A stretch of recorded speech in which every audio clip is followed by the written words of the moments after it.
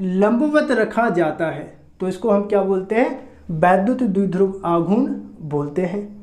अब इसकी दो स्थितियां और बताना है तो इतना जल्दी से नोट करो। अब इससे दो ऑब्जेक्टिव टाइप क्वेश्चन और बन सकते हैं।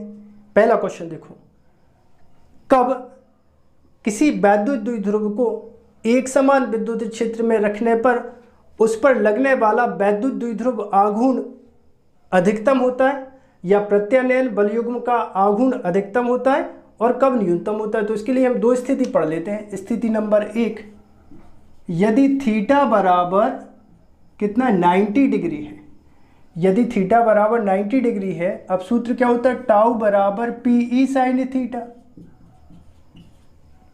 थीटा की वैल्यू रख दो तो कितना हो जाएगा, टाउ बराबर पीई साइन 90। अब साइन 90 का मान 1, तो टाउ बराबर कितना हो जाएगा, पीई हो जाएगा। तो इस स्थिति में क्या हो जाएगा, अधिकतम बल आघूर्ण होगा।